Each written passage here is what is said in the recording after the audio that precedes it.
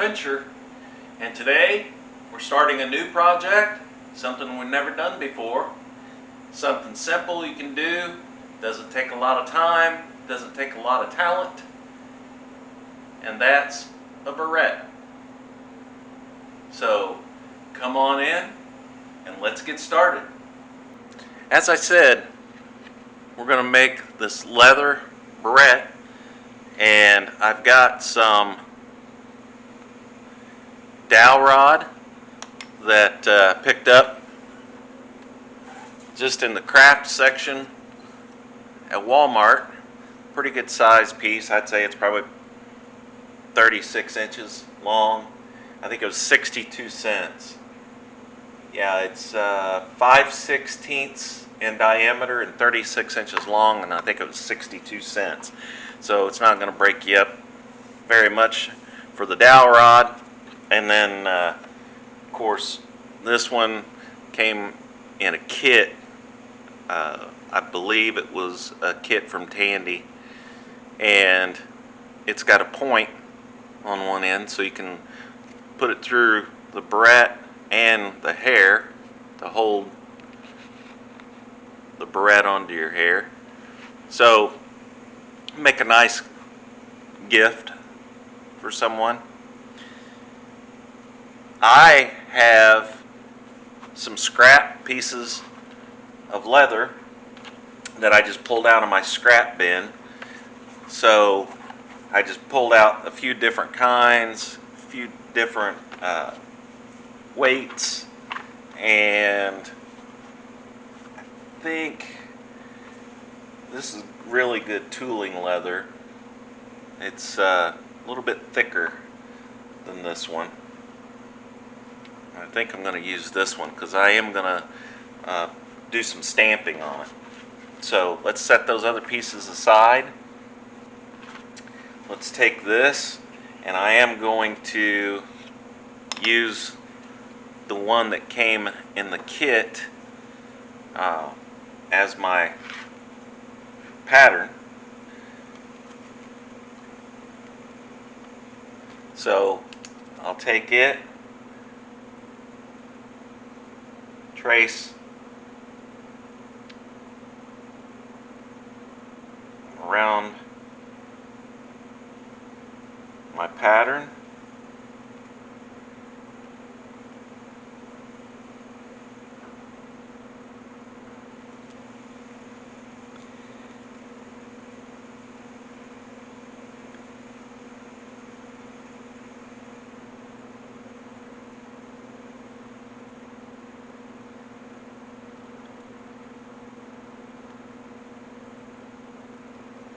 and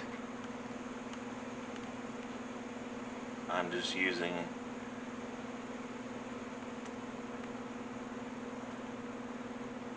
an inexpensive, just a cheap ballpoint pen.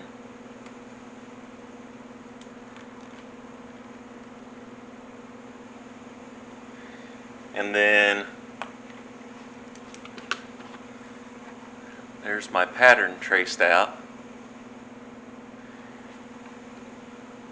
And then I'm going to use a large punch because I have to make sure that my dowel is going to go through. It's a little bit larger in diameter than the original one, so I want to make sure that's going to work. And that punch happens to be the same size, and it is a 5/16 punch, and this is a 5/16 dowel. So it should work great. Get my backer piece of leather here. I can go ahead and punch my holes first. So that's the first thing I'll do.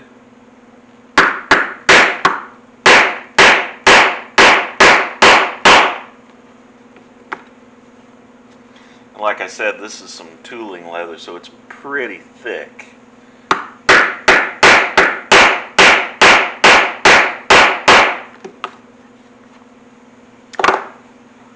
So there's my holes punched.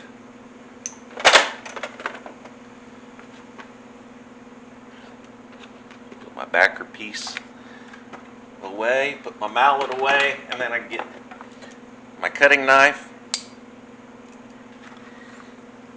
and what I'll do to start is cut this piece down so I don't have so much to deal with.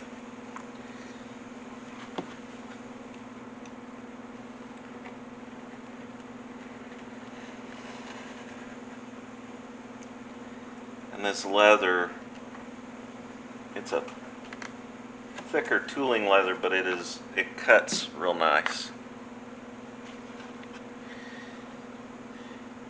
So now I'll actually start cutting out my pattern. And as I've said many times, when you're cutting,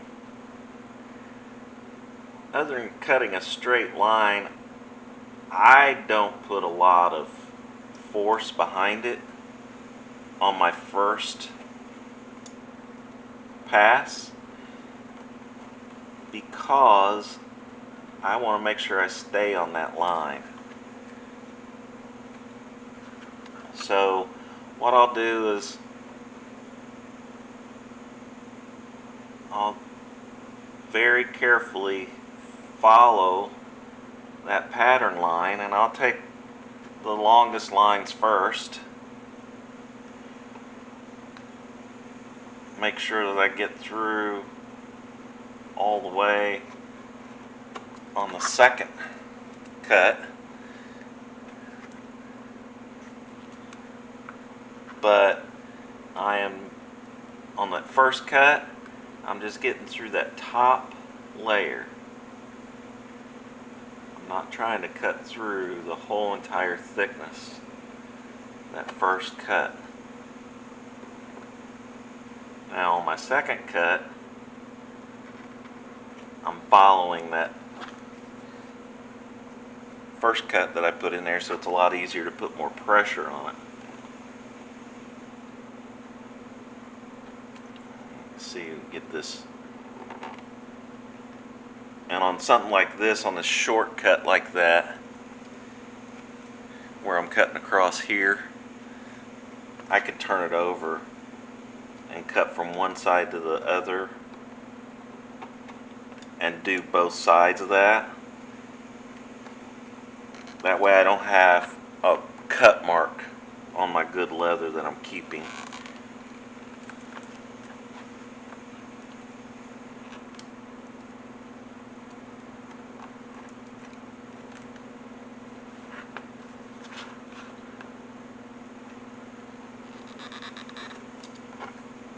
So there's that piece that cut out right here.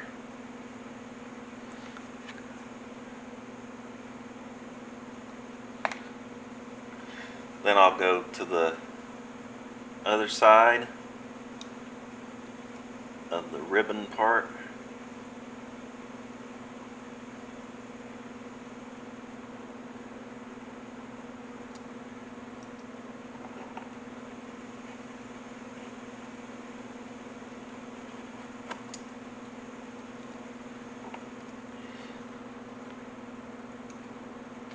And doing the same thing. And when I get to the corners, those round corners, you can lighten up your pressure and keep that fairly tight around those corners. If you're really bearing down on that, it's going to be hard to cut around circle edges or corners like that, sharp corners, because your knife doesn't want to twist as you go around, just because of the thickness of the leather. So that's another good reason to come around those corners just on that single thickness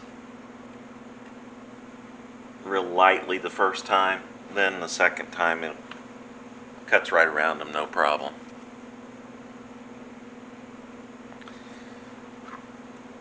So then I'll continue on at the top.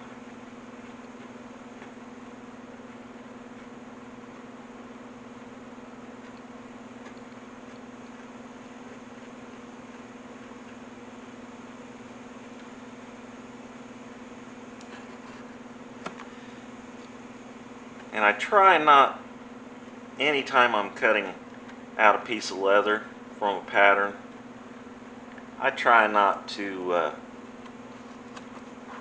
try to cut large sections at one time. I find that the larger sections I try to cut, the more mistakes I'll make. So I try to cut small sections out. You can see I cut this section right here and then just came straight across and cut it off. Now I'll start down this way instead of trying to go all the way around. It just seems like it keeps me from making cutting mistakes. If I take smaller chunks like that, makes it easier for me to follow the pattern lines also. Or at least it feels like to me it does.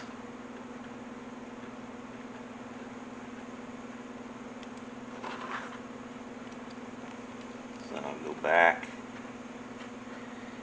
And that second, if your blade's good and sharp, that second cut shouldn't have any trouble going through that leather. Maybe you get on that tight corner and it just, your blade's so thick it doesn't want to make that curve. You may have to go over it again. And obviously the more cutting you do, the duller your blade's going to get. So toward the end of the big cuts here,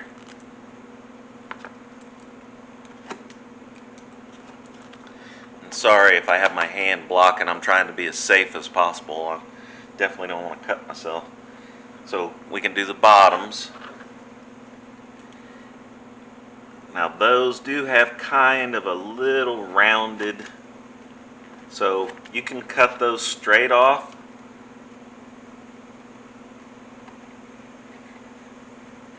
Like so.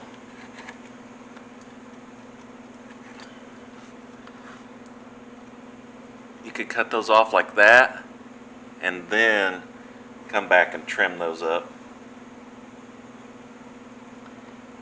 And that seems to work pretty well. So that you don't end up with a sharp point.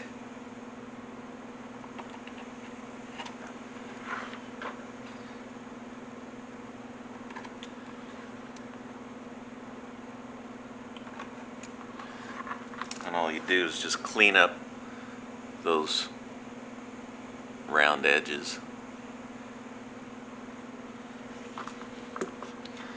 Do the other side, same way.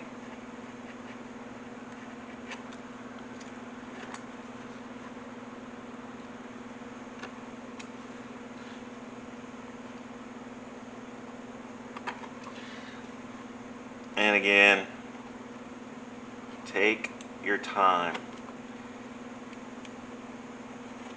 Especially the more intricate your cuts are, the more time you want to take, because if you get 3/4 of the way done cutting out an intricate pattern and then make a mistake because you're trying to go too fast,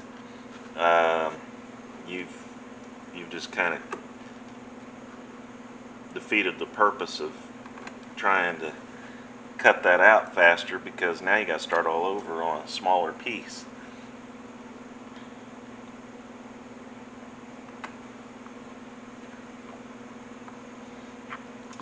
Or actually, it's not a smaller piece. You just got to start all over on a full piece. So once I cut out the outside pattern, I'm looking to see if I have any little stray pieces hanging off of it. Here's a little strange looking chunk right there. I'll come back and clean that up.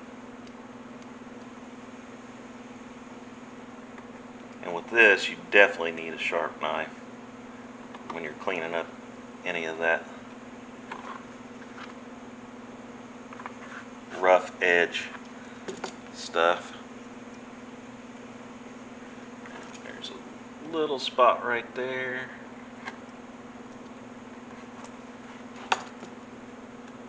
That looks good.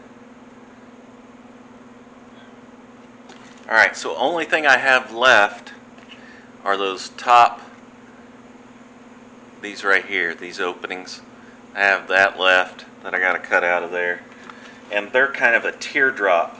And the hard part about that is you're cutting them out of the inside. Like there's no outside cut. It's all inside. So it's almost like punching it, and maybe we can find a punch that'll fit the large round end of the teardrop look, and then cut into that, and instead of trying to cut a circle there, because that's going to be very, very difficult.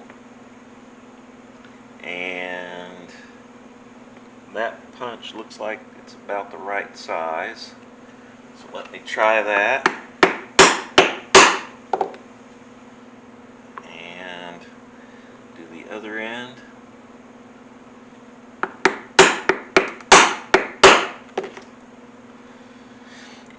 Like I said, that leather cuts pretty well, and it punches very well. So you can see what I did there. I just punched those holes, and then I'll take my knife and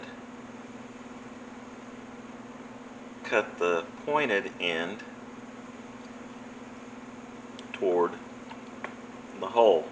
And again, I'm not going to try to cut through the whole entire thickness the first cut.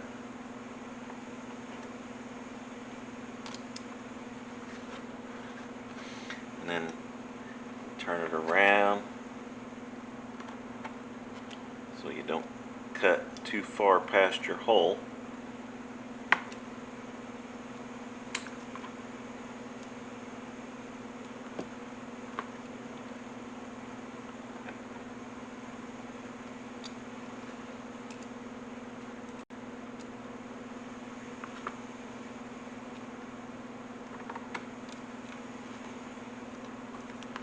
Alright, there's the first one. You can get the scrap out of it there. There's the first one. Right here. And then we'll go finish this one up.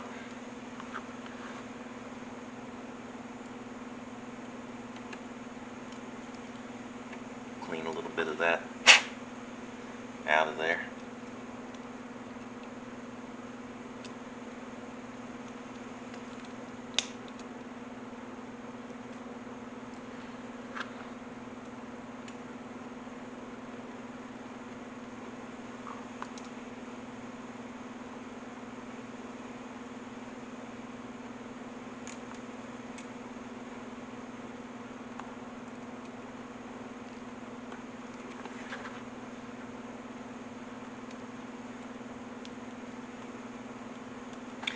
And these self-healing cutting mats are great, but you can also use those soft plastic cutting boards, and they're really inexpensive. You can find them real cheap at Walmart. They come in different sizes. Just so you're not cutting up your workbench. Alright, so there's both pieces, or both cutouts. My holes for my dowel.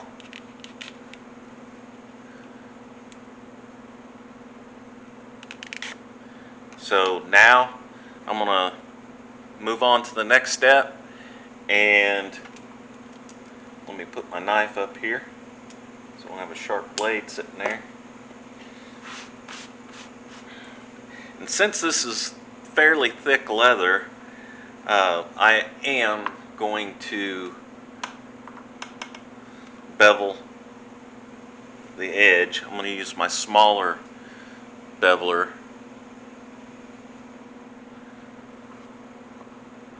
Even though it's thicker leather. And I'm just barely going to run that beveler around that edge. I don't want to take a lot off, just enough. Probably if you look at it like this, just enough to take off the ink that's still left on there from the pen when I trace my pattern. Other than that, I don't want to take any more than that off. I just want to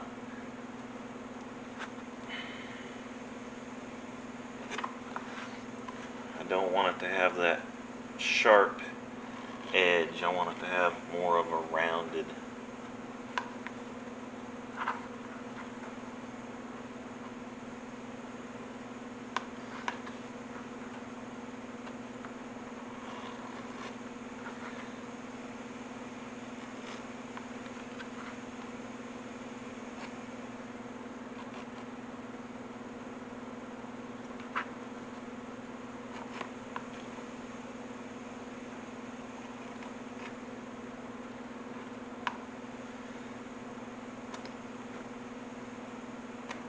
And it just takes patience to go around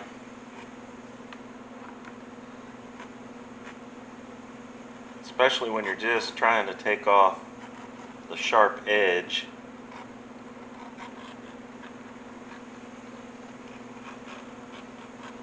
Because you can get carried away with a beveler and then ruin your piece of leather.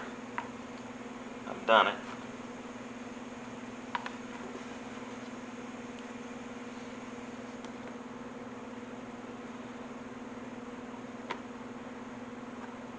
And you can come in here and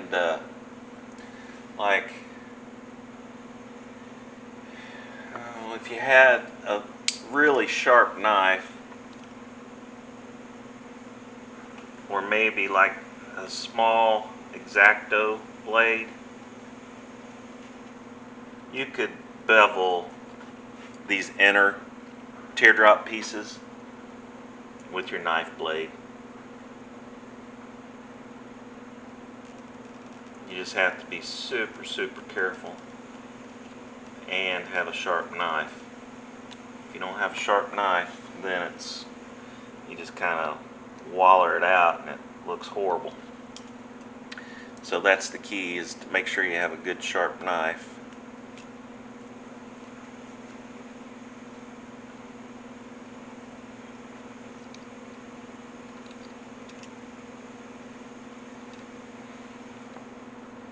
And I'm just holding my blade at a slight angle and just, again, all I'm doing is barely cutting that edge off where that ink mark is from the pen.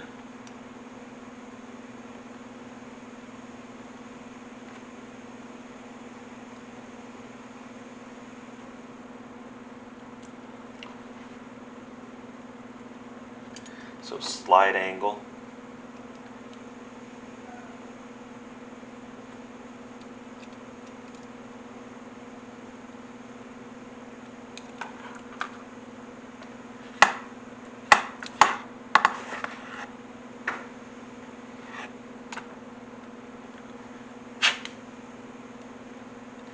And pull any of that little scrap out of there.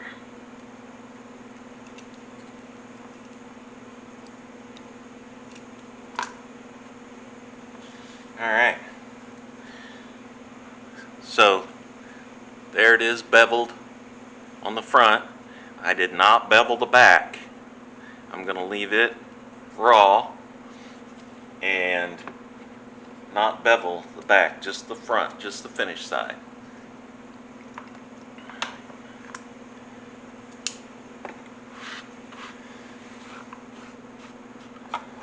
Let me clean up my mess and I'll be right back. Alright, the next thing I'm going to do is I'm going to case this piece of leather. And that's take my damp sponge. If you've seen any of my other casing videos, you know I don't want to soak it down wet. I just want to get it damp to where it changes color. And you can see how it got darker. And I'm just casing the top finished side because that's the side I'm going to stamp. And I'm just going to put a little bit of decoration on it.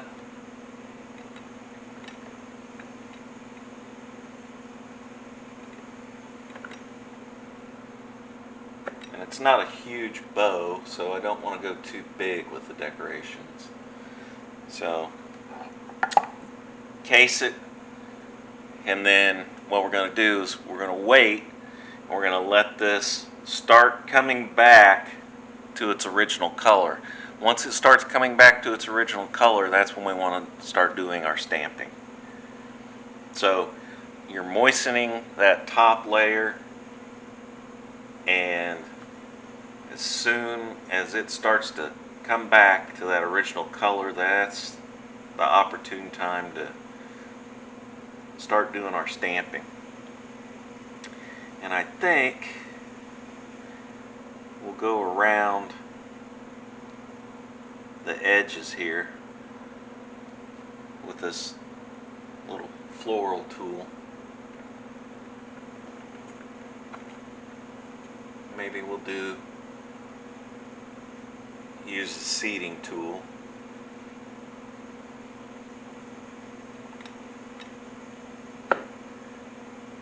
The cedar.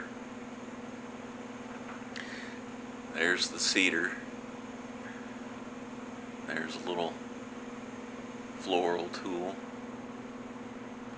Doesn't have a lot of texture to it, but it has some. And then we'll see how that looks. Okay, our leather is starting to lighten up to its original color. So we'll go ahead and start down here toward the end or the tail of the bow. And I just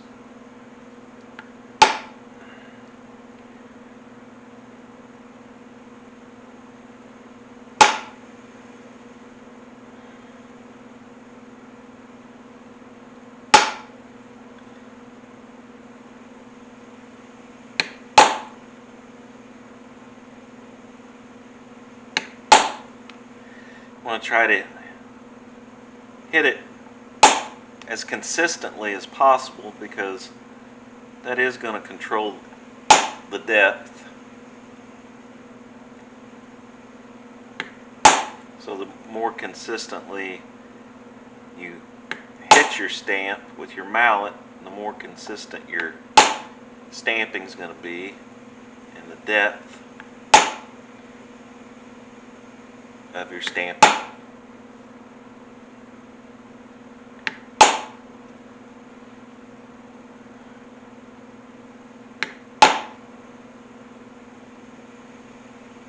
And you can make any pattern you want. I'm not doing any carving on this, just stamping. This is kind of a quick project that I want to do, and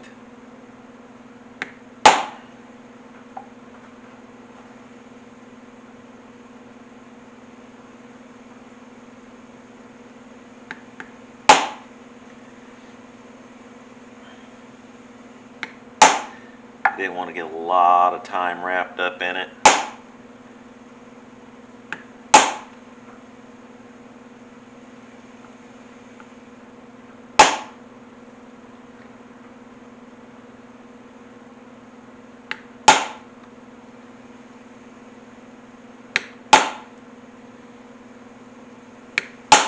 Again, meticulously go around, pay attention to where you lay your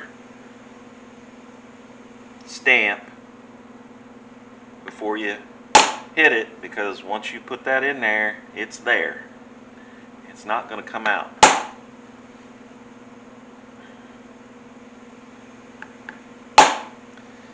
So there's my floral tool, stamping. So that kind of gives me a border on the outside. Now I'll take my cedar and I'm going to put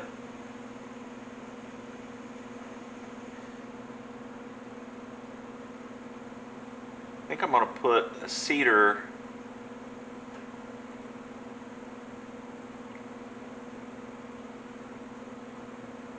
where all those florals meet.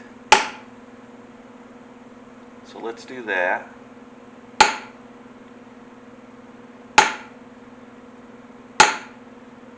My cedar, I've already got my pattern laid out, so my cedar is going to be much quicker to go around and do it.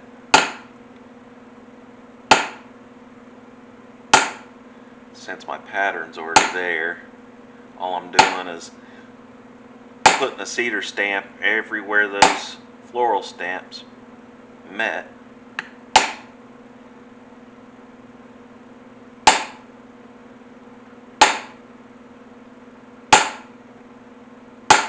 So my targets are already laid out for me.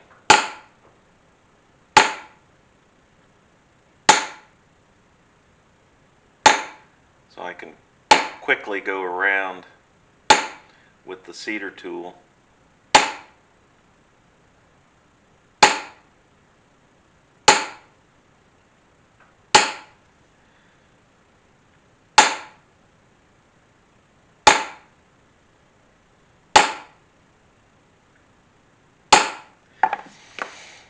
And you can see what that little cedar tool, what it added, where each one of those floral tools met,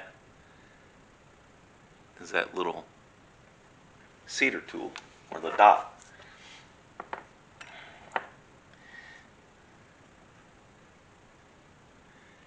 Now, I think I'm going to go in and use this tool and kind of use it as a backgrounding tool and see what kind of effect I get.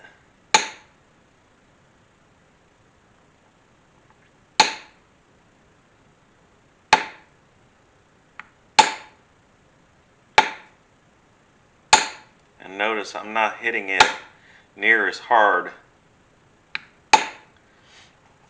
as I was hitting the other two tools. So I'm just barely putting an indentation in that leather.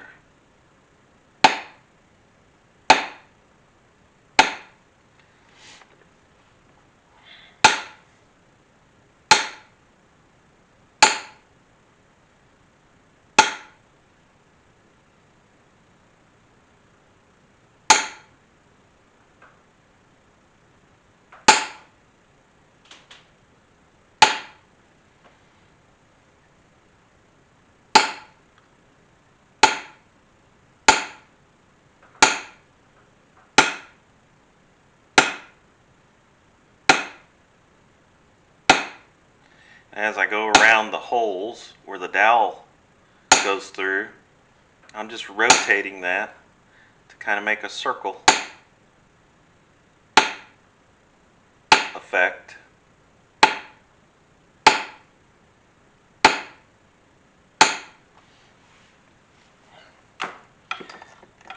And that gives it some depth in the background.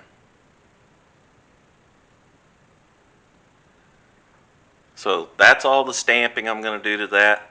We'll let that dry, and then we'll move on to the next step. So there's the first step complete on the next project. the hair tie bow, Burrette, and come back next time. We'll wrap this project up and then we'll move on to something else. So again, this is very easy to do, very inexpensive to do, so follow along and try it. And as I always say, please like, share, and subscribe, and I'll see you next time.